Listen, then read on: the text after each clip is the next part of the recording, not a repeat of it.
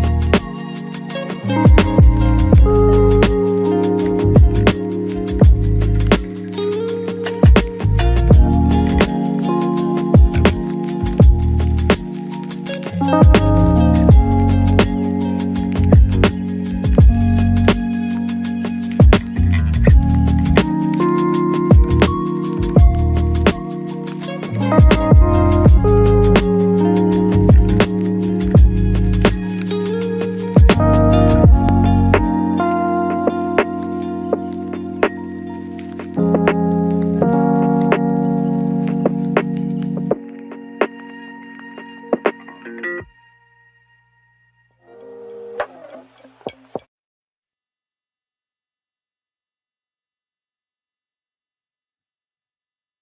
how's everyone doing? I hope you guys managed to get your coffee if you are sleepy. And yeah, I think for now, for the next session, we'll be having, we'll be learn more and also engage into conversation with each other. And we are very fortunate today. We have a representative from Digi Telecommunications Yellow Heart Program to discuss with us Digi Telecommunications implementation of business and human rights principle and the sustainable development goals in their business. Today with us, we have Mr. Adam Aslam. His experience in telecommunication spans over a decade, having held various portfolios under corporate affairs, including corporate communications, business environment management, and also corporate responsibility.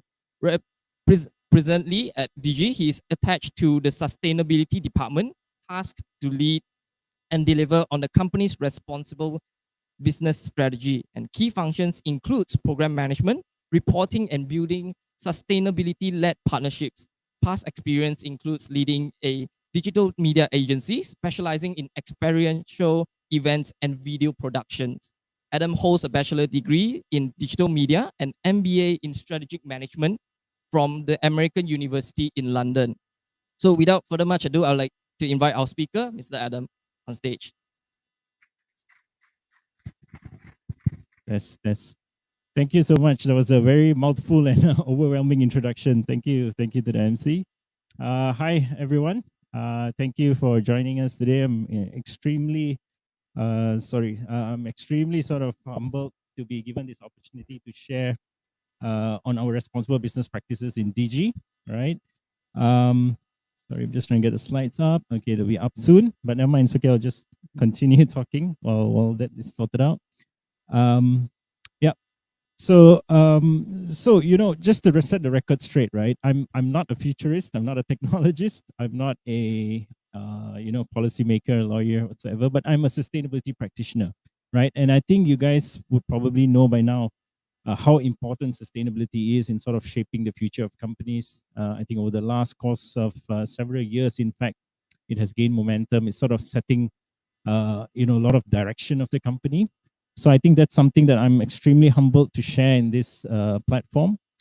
But before I go on, just a bit on Digi. I think you're probably aware of the different telecommunication companies in Digi, right?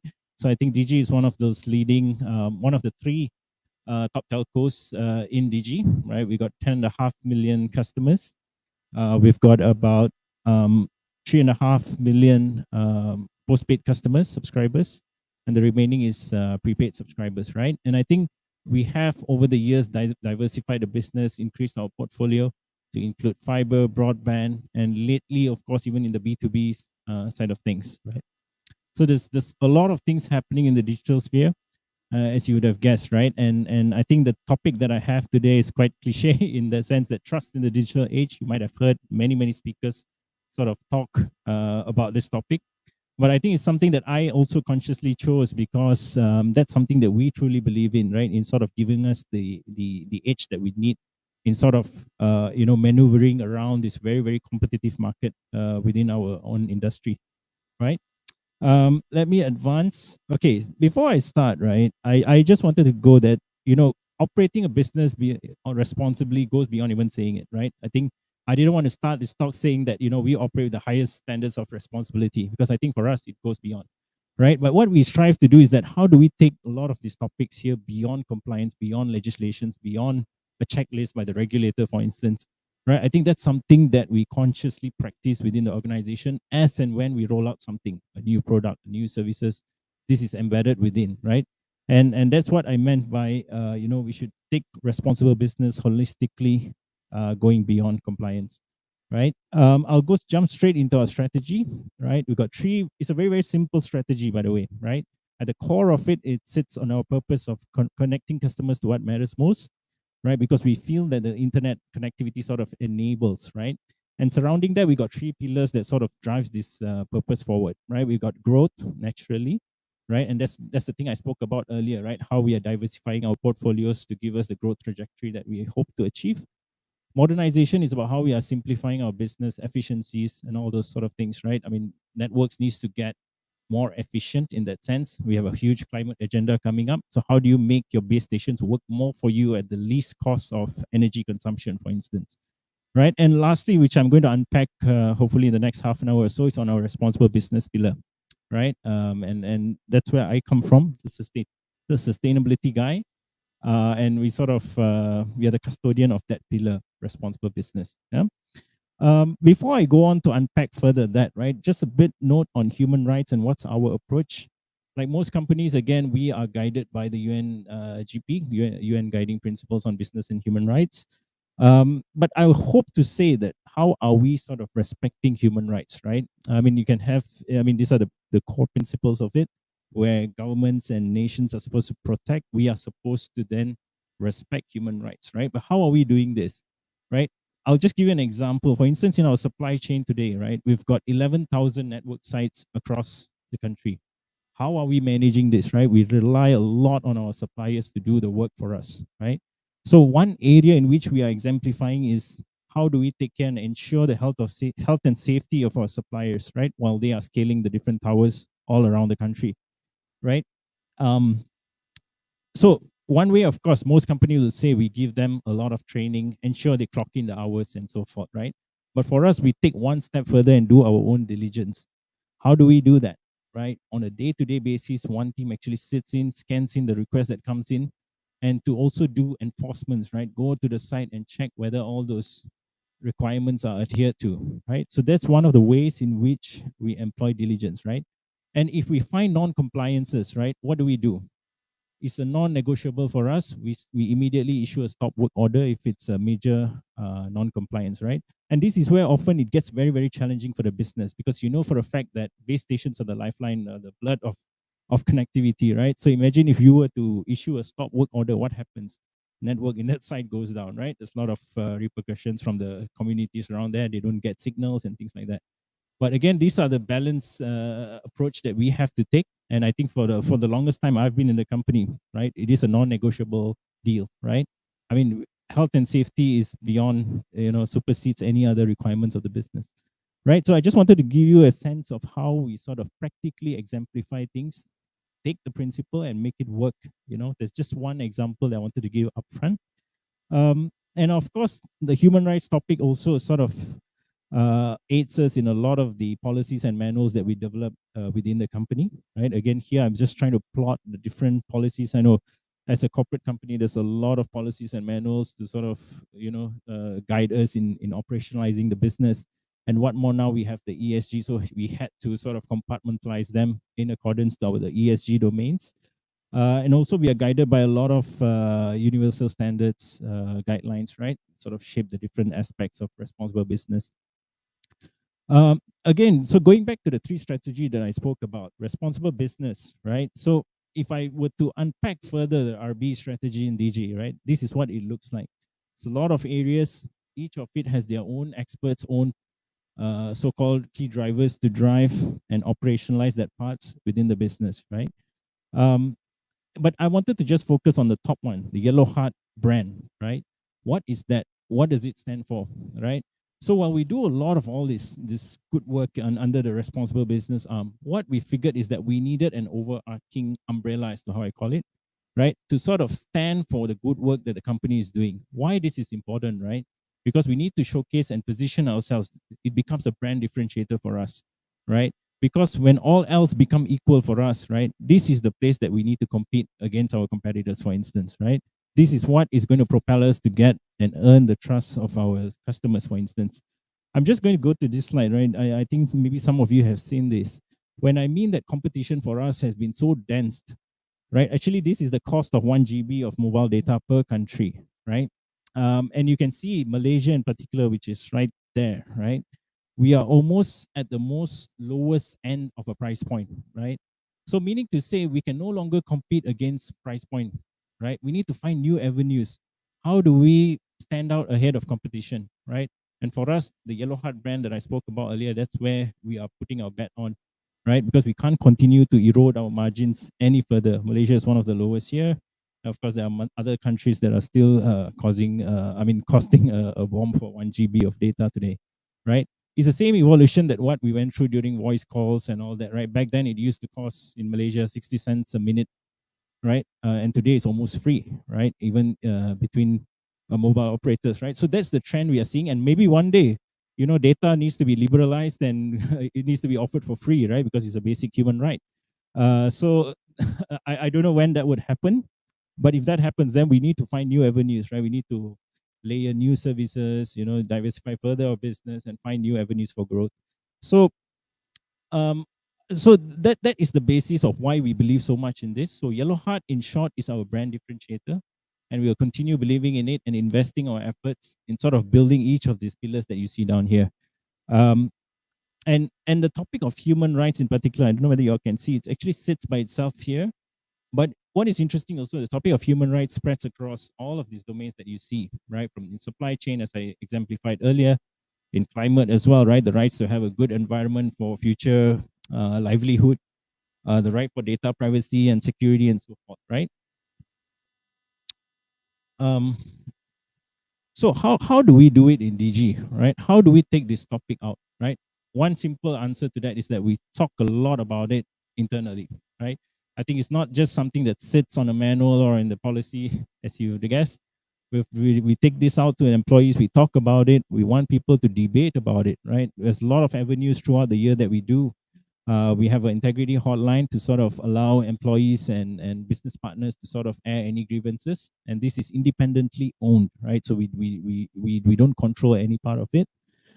And of course, more snapshots of how we are doing this and talking about it, right? I don't want to spend too much time, but also at the industry level, right? How we are pulling different CEOs together to sort of champion a lot of these topics on human rights and climate action as well.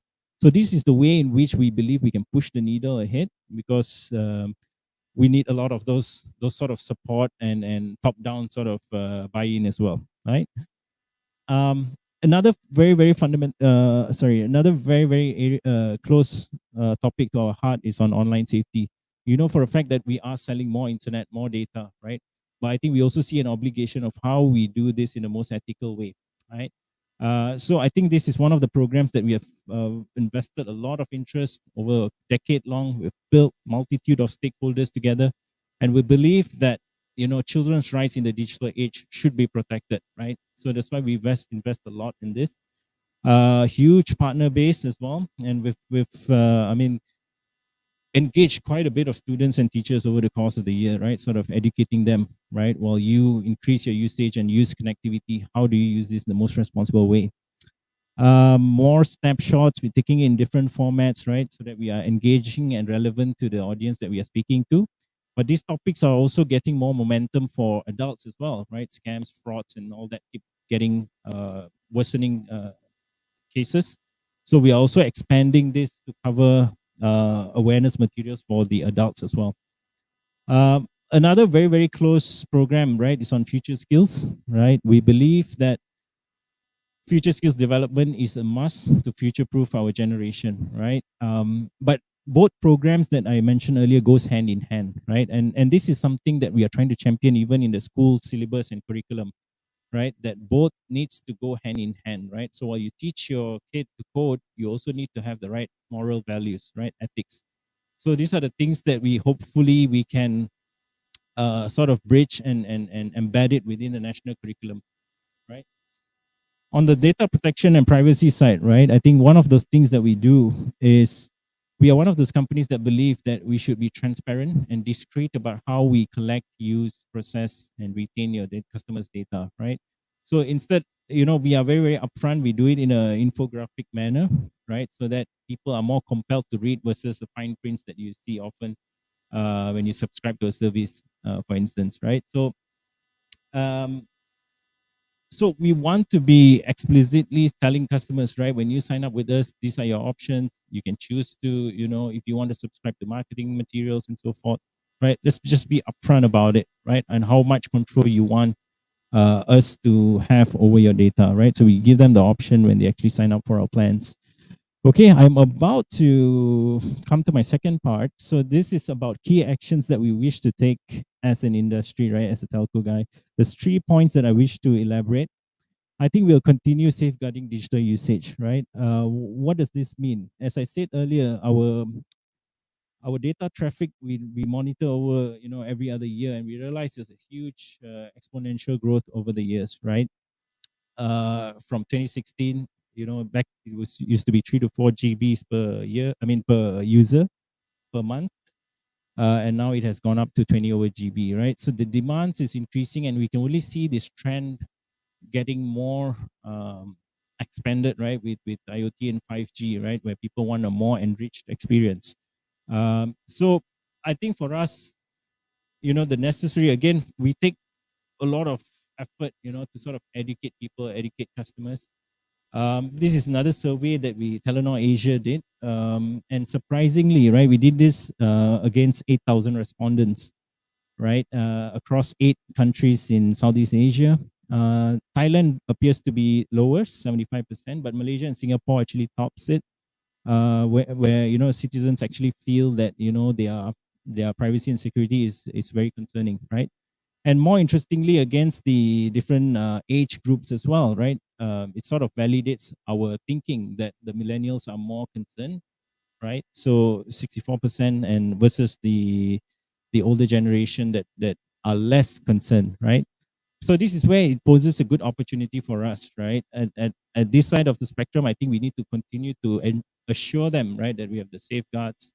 And on the other side, that's where we have avenues to build intervention programs, sort of educate them, right? I'll share a story. Even my mom, like 2 years ago, when she goes to the night markets, right, she just hands over the phone to the to the seller, right, to transact the e-wallet, and that is one of the ways in which fraudsters actually can do a lot of things, right? So these are the kind of simple awareness techniques that we need to educate that community groups, right? Bridging digital divide and ensuring a skills for a digital future, right? I think as a telco, we keep hearing this. How do we expand our network to cover as many people, not leaving behind anyone, right? So I think the most deprived, of course, are those in the rural and aging population.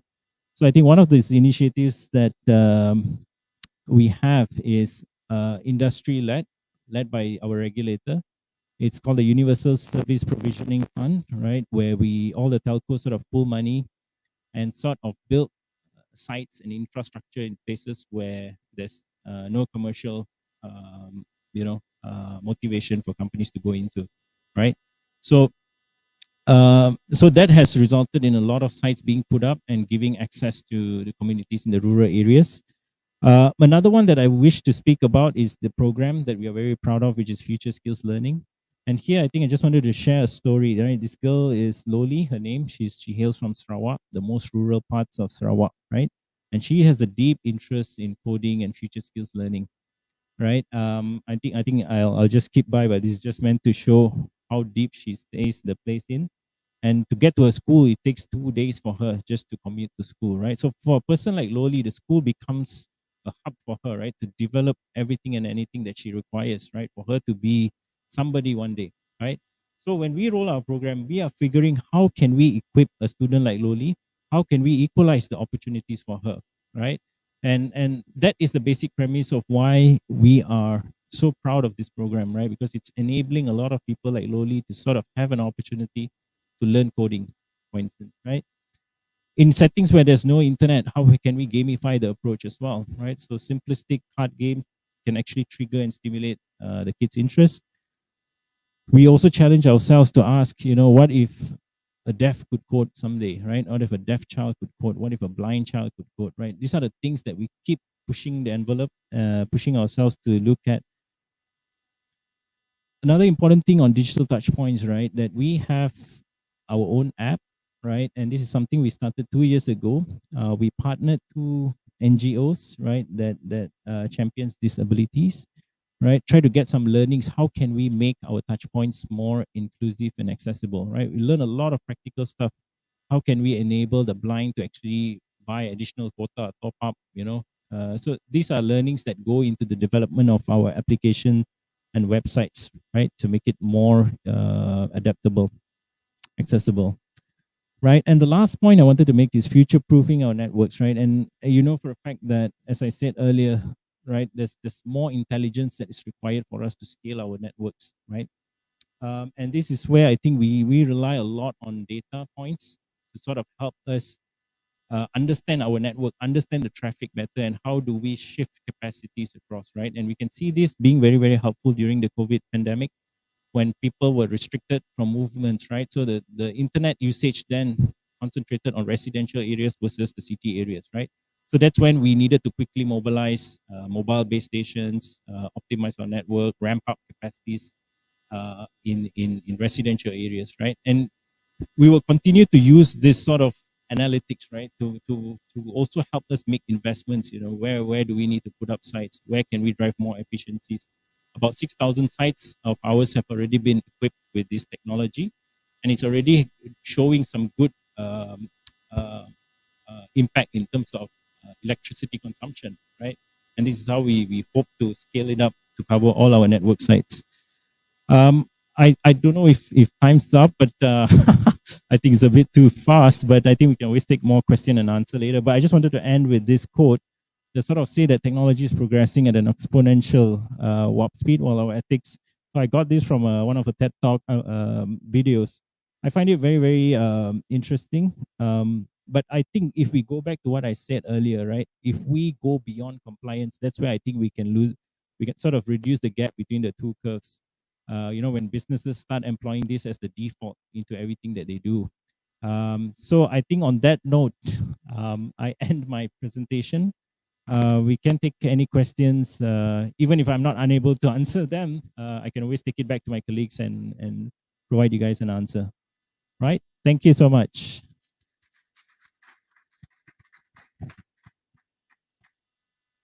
Right. Thank you so much, Mr. Adam. So for now, we'll open up the floor for Q&A session. So if you have any question at all, feel free to raise up your hand and we'll pass the mic to you to ask any questions towards Mr. Adam. And for those of you who are online, feel free to post your questions into AirMeet and we'll project it out on the screen to be answered. Yeah. So may I open the floor if anyone has any questions at all? Perhaps the audience would need some time to, process a little bit of a thoughts. Yes, Mariam. Thank you so much, Adam. So based on your presentation, you said that this program, the yellow heart branding and things like that, it's a way for you to kind of stand out and to differentiate yourself from your competitors in the market. Have you been able to kind of put like a concrete measurement into like how much difference does it make? Like in terms of like dollars and cents or ringgits and cents, if it were ever possible to kind of see if where would Digi's revenue be compared to competitors with yellow heart and without yellow heart. Yeah, thank you. Thanks for the question. Okay, so Yellow Heart is something we started 2 years ago, maybe 2 to 3 years ago. It's still at its very early stage, if you ask me. And you know the responsible business framework that you saw earlier, right? So Yellow Heart was meant to stand for all those topics that you saw down there, right? And for me personally also, right, that comes with the maturity of the customers and stakeholders as well, right? As they develop the understanding, they sort of start comprehending how is this affecting me. Data privacy and even climate wasn't the topic 10 years ago, but today it's gaining momentum. Customers are privy, they are sort of subscribing to brands that stands for their privacy, right? So back to your question, right? Are we doing any checks? We do brand health surveys, but of course I would say that the result that comes out are not representative because the surveys sort of test them on a very broad spectrum of topics, right? So that's where I think we need to talk a lot about it, right? We need to educate customers, sort of help them understand, because when you put sustainability or responsible business, people just don't understand what it means, right? And for us, that's how we want to represent that with a heart-shaped logo to say that, when you look at this, you are assured your data is safe. You are assured that DG sort of invests in good climate initiatives. You are assured that your child is protected, right? So that is the level of maturity that we are trying to build slowly, right? So, and different topics will resonate with different crowd, right? Supply chain, for instance, will resonate more to suppliers, right? Diversity and inclusion will sort of appeal to talent, right? So it's a very complex, right? And so hence why there's no concrete measurement steps yet, but we believe that over years, as people, day in day out, we talk about it, we talk about the relevance of Yellow Heart to those things we stand for, then hopefully one day we are able to measure it in a thorough way.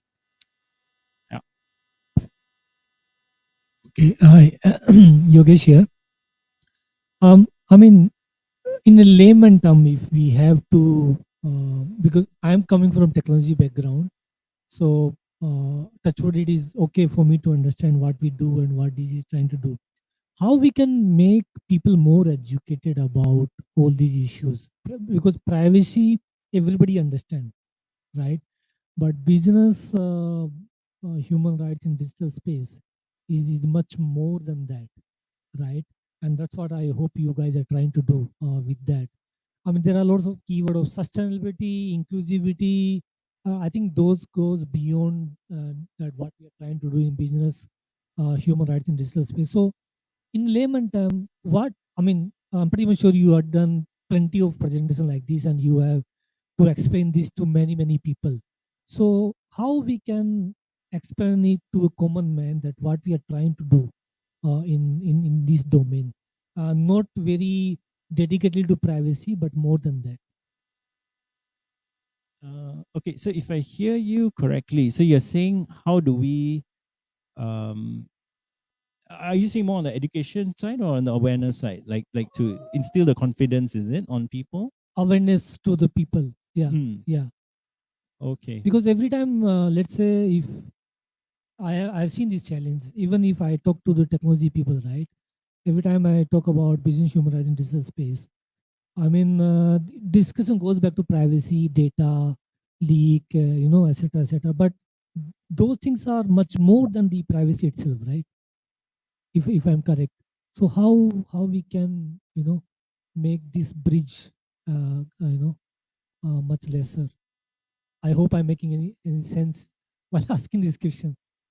Sorry, I don't think I understood. Yeah.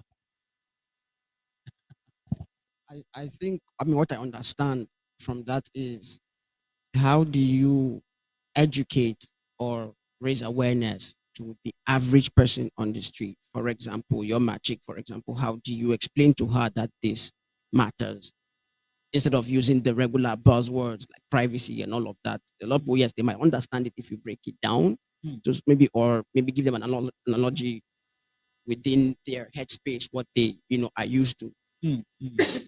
So I guess the question is, how do you pass on that message to the average person in very simple language that they can understand? Okay. So we have a diverse stakeholder groups, right? As like I said, suppliers, children, customers, right? So we take a different approach, right? So for children, for instance, we roll out in terms of online safety, safe internet, right? For average consumers on the issue of scam, fraud, and all that, we take a different. So it's contextualizing the content to specific to the people that we speak to, right? So for privacy, for instance, we are trying to make it into a layman. That is just the first step, of course, right? We do it into an infographic format versus a very complex looking fine print document, right? So those are the ways and means that we are doing it, taking it, contextualizing to the level of maturity and understanding of the stakeholder groups. Yeah, hope that answers the question. Yeah, exactly. To the segment of segment of society we're trying to address. Right. I think we do have one question online. I think from the online people is like much more towards your personal one. It's like, how do you feel about working for a company with such a commitment? Okay, so again, because it's for me, right, the question. So I'll be very explicit, right? So I came from the digital media background, advertising, very fast paced. So I was the least socially motivated guy out there, right? We just sort of racing for timelines and whatnot. So what Digi has done, it has really transformed me as a person to be more aware, to be more inclusive, and so that's a point of realization for me as well, right? So so I've been over a decade in DG. So it's sort of, I mean, the simple is I feel very, very inspired to be working in DG. Yeah, that's as that's as much as I can sort of explain. Right. Thank you so much for your answer. I think open up again if anyone has any question for Mr. Adam. Oh, there's one more. All right. So did DG receive any feedback on its Yellow Heart program?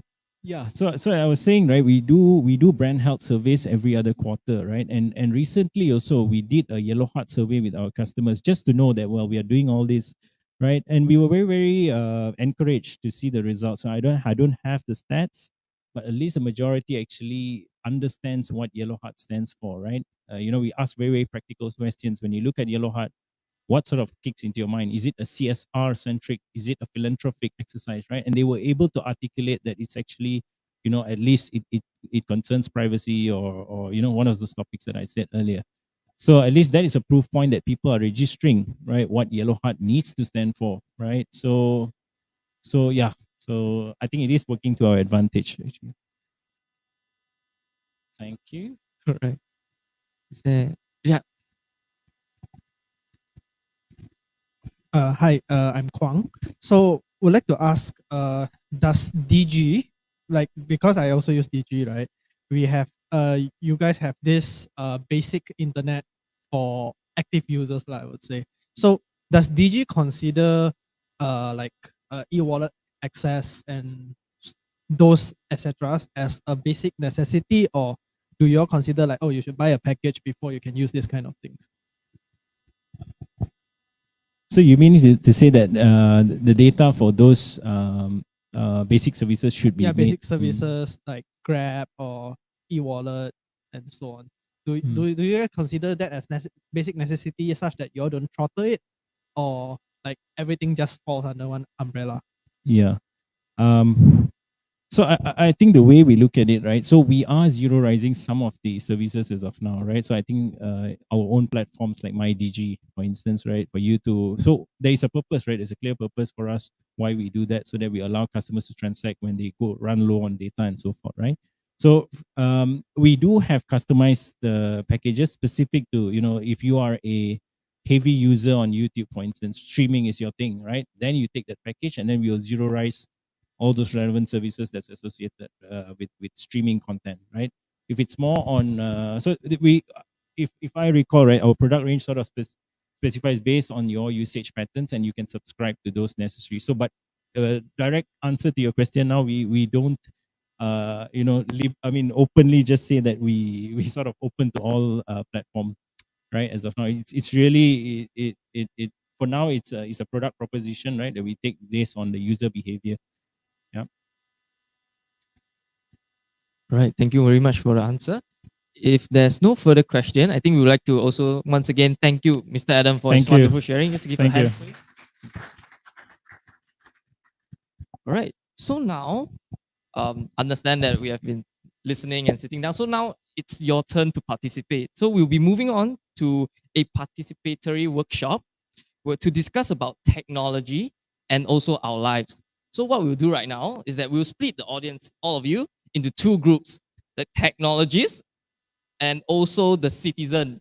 So I think everyone's a citizen right here. So I guess